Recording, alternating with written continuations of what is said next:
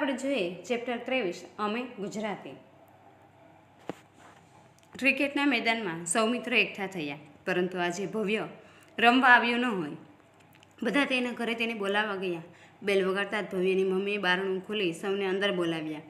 અંદર પહોંચતાની સાથે જ સૌના કાન પર ભવ્ય અને તેની બહેન મૈત્રીનો અવાજ સંભળાયો. તેઓ ગીત ગાઈ રહ્યા હતા. ભવ્યની મમ્મીએ સૌને ઈશારાથી શાંતિથી બેસવા કહ્યું.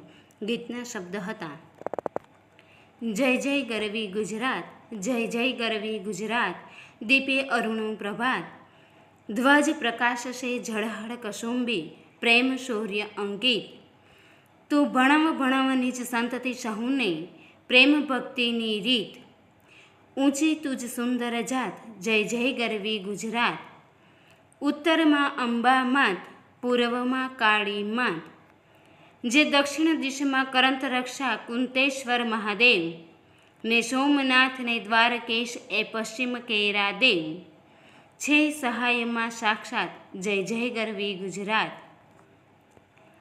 નદી તાપી નર્મદા જોઈ, મહિને બીજી પણ જોઈ, વળી જોયા સુભડના જૂથરમણને રત્નાકર સાગર, પર્વત પરથી વીર પૂર્વજો દે આશીષ જય કર, સંપે સોહે સૌ જાત, જય જય ગરવી ગુજરાત, તે અણહિલવાડના રંગ, તે સિદ્ધરાજ જયસિંહ, તે રંગ થકી પણ અધિક સરસ રંગ, થશે સત્વરે માત, શુભ શકુન દિશે મધ્યાહન શોભશે, વીતી ગઈ છે રાત, જનઘૂમે નર્મદા સાથ, જય જય ગરવી ગુજરાત. નર્મદ શિક્ષક માટે ગુજરાત વિશે અન્ય કવિઓ દ્વારા રચવામાં આવેલ ગીત મેળવું અને વિદ્યાર્થીઓ સાથે વર્ગમાં સમૂહગાન કરાવવું. વિદ્યાર્થીઓને ગીતમાં દર્શાવેલા સ્થળો નકશામાં દર્શાવવા પ્રોત્સાહિત કરો. આ સ્થળો વિશે વધુ જાણકારી મેળવી તેની ચર્ચા પણ કરો. ગીત પૂરું થતાં જ સૌ મિત્રો તાળીઓ વગાડતા વગાડતા ભવ્યને મળવા તેના રૂમમાં ગયા. ત્યાં ભવ્યની સાથે તેની બહેન મૈત્રી, ભવ્યના કાકા અને મામા બેઠા હતા. ભવ્યના કાકા હાર્મોનિયમ અને મામા તબલા વગાડવામાં નિપુણ હતા.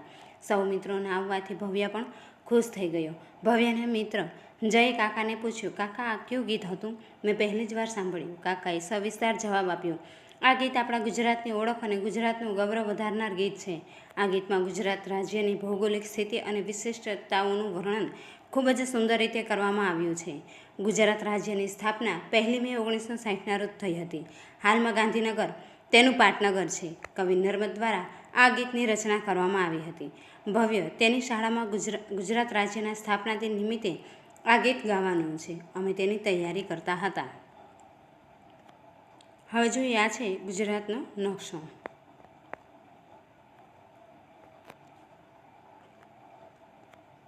દેવ બોલ્યા, હા કાકા, અમને પણ શીખવવામાં આવ્યું હતું કે આપણું ગુજરાત આશરે 1600 કિમી જેટલો સૌથી લાંબો દરિયા કિનારો ધરાવતું રાજ્ય છે. ગુજરાતના 15 જિલ્લાઓની દરિયાની સીમા અડે છે. આપણું ગુજરાત રાજ્ય વિસ્તારની દ્રષ્ટિએ દેશમાં 6ઠું અને વસ્તીમાં 9મા ક્રમે મોટું રાજ્ય છે. ગુજરાતનું ક્ષેત્રફળ 1,624 ચોરસ કિલોમીટર એટલે કે ભારતના કુલ વિસ્તારના 5.97% છે. શિવે વાત આગળ વધારતા કહ્યું કે ગુજરાતના ઉત્તર ભાગમાંથી કર્કવૃત પસાર થાય છે.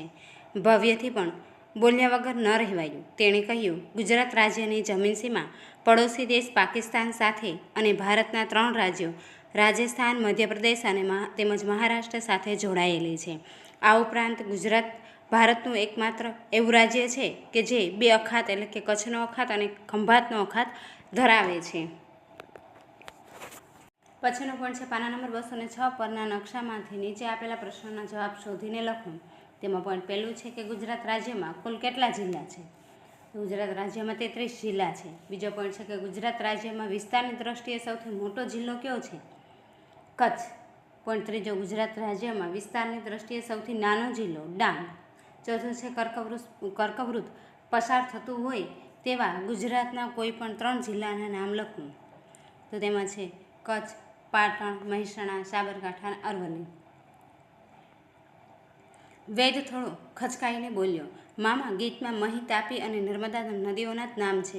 તેના સિવાયની બીજી કઈ કઈ નદીઓ ગુજરાતમાં વહે છે? મામાએ ખોખારો ખાધો અને કહ્યું કે ગીતમાં કેટલીક નદીઓના જ નામ છે. આ સિવાયની પણ સાબરમતી, બનાસ, ભાદર, શેત્રુંજી, ભોગાવો, મચ્છુ, ઘેલો, પૂર્ણા, વિશ્વામિત્રી જેવી નદીઓ ગુજરાતમાં વહે છે. સામાન્ય રીતે નદીઓ સાગરને મળતી હોય છે, પરંતુ કેટલીક નદીઓ સાગરને મળવાને બદલે રણમાં જ સમાઈ જાય છે. તેથી આવી નદીઓને અંતસ્થ નદીઓ અથવા કુંવારિકાઓ કહેવામાં આવે છે. પ્રેમ બોલ્યો, હું જ્યારે સ્ટેચ્યુ ઓફ યુનિટી જોવા ગયો હતો ત્યારે મેં નર્મદા નદી પર બાંધવામાં આવેલ સરદાર સરોવર બંધની મુલાકાત લીધી, જે રાજ્યની મહત્વની સિંચાઈ યોજના છે. કાકા બોલ્યા, શાબાશ. આ ઉપરાંત તાપી, મહી, સાબરમતી વગેરે નદીઓ પર બંધ બાંધવામાં આવ્યા છે.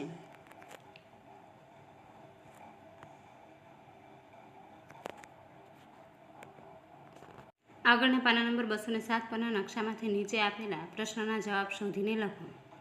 તેમાં પોઈન્ટ પહેલો છે કે પ્રકરણમાં આપેલ નદીઓ સિવાયની ગુજરાતની નદીઓની યાદી બનાવો.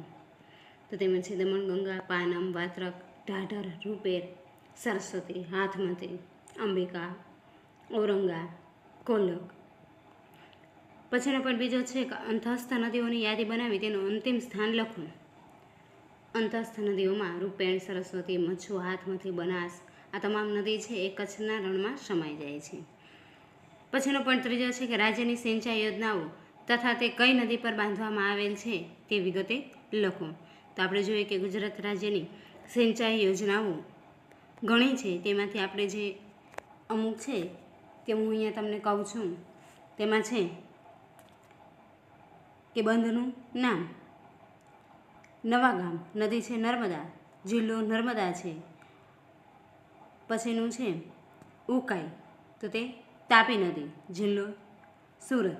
કાકરાપાર તે પણ છે તાપી નદી, જિલ્લો સુરત. કડાણા તે મહી નદી પર બાંધવામાં આવેલ છે અને જિલ્લો છે પંચમહાલ. પછી જોઈએ પાનમ, તો તે નર્મદા પણ તે નદીનું નામ પણ પાનમ છે અને તેનો જિલ્લો પંચમહાલ છે. દાંતીવાડા, બનાસ, જિલ્લો છે બનાસકાંઠા. આવી રીતના આપણે જોઈએ કે બંધનું નામ છે ભાદર, તો નદી છે ભાદર અને જિલ્લો છે રાજકોટ. પછીનું છે પોઈન્ટ ચોથો છે કે ગુજરાતના ડુંગરાળ વિસ્તારો વિશે માહિતી એકત્રિત કરીને વર્ગમાં રજૂઆત કરો. તો ગુજરાતના જે ડુંગરાળ વિસ્તાર છે તેમાં પહેલું છે કચ્છનો ડુંગરાળ પ્રદેશ અને સૌરાષ્ટ્રનો ડુંગરાળ પ્રદેશ અને ત્રીજું છે તળ ગુજરાતનો ડુંગરાળ પ્રદેશ. ચોથો છે મધ્ય ગુજરાતનો, પાંચમો છે દક્ષિણ ગુજરાતનો. આવી રીતના ઘણા બધા છે ડુંગરાળ વિસ્તારો આવેલા છે. જિલ્લે કહ્યું, હું એકવાર મારા કાકા જોડે બનાસકાંઠા જિલ્લાના માનપુર ગામે ગયો હતો.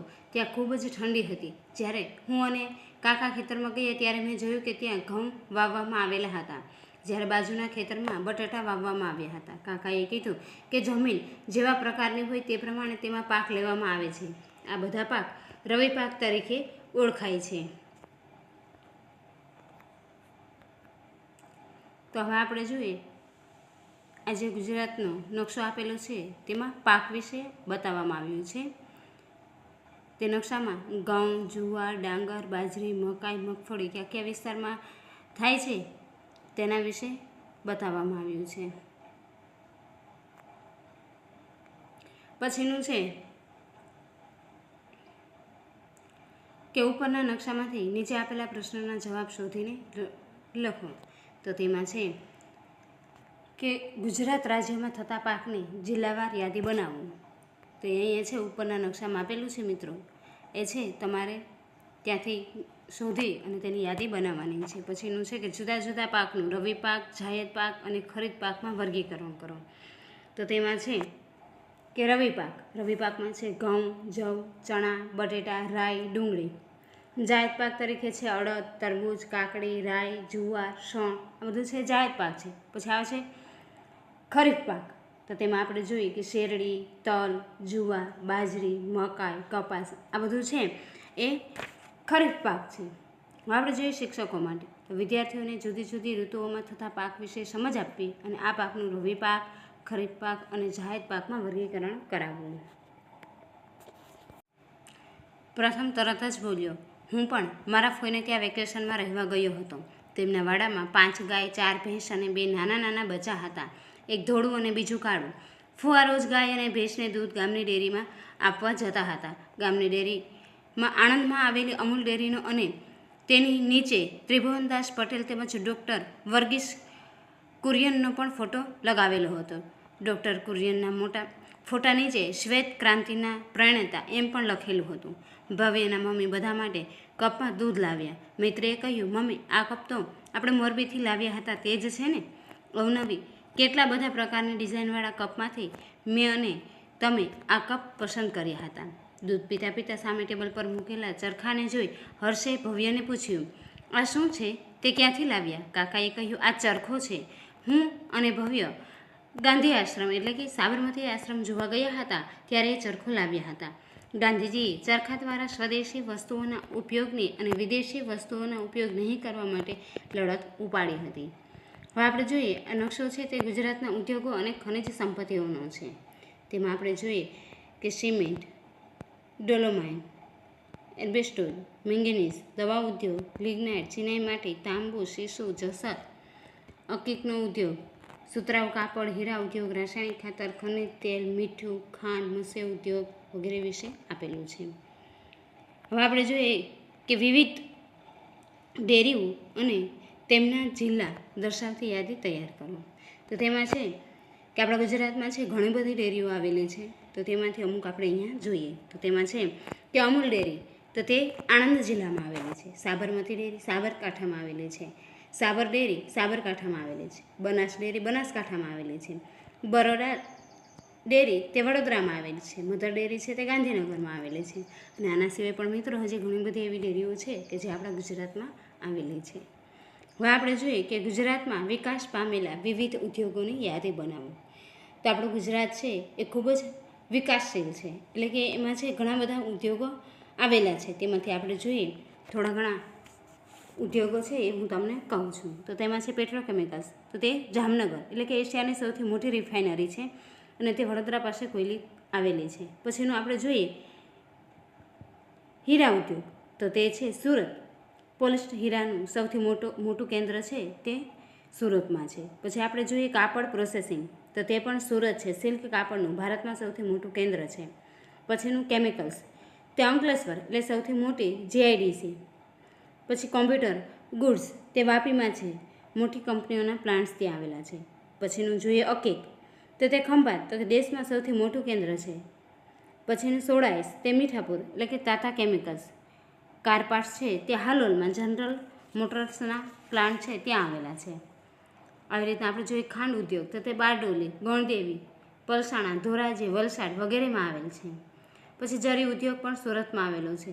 પછી ડેરી ઉદ્યોગ છે તો તે આપણે જોઈએ કે આણંદ, મહેસાણા, સુરત, ભરૂચ, હિંમતનગર, વડોદરા, પાલનપુર, આ બધી જગ્યાએ છે તે ડેરી ઉદ્યોગો છે.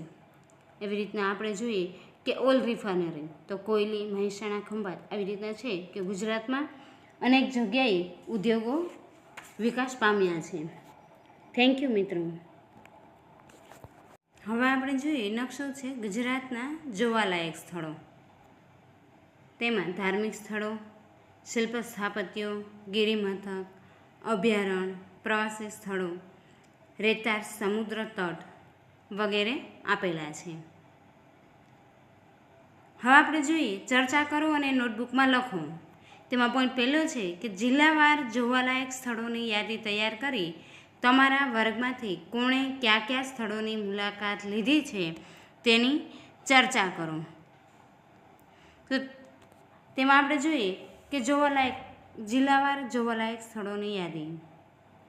તેમાં છે જોવાલાયક સ્થળમાં statue of unity, Sardar Sarovar બંધની બાજુમાં, અને તે છે વિશ્વની સૌથી ઊંચી પ્રતિમા.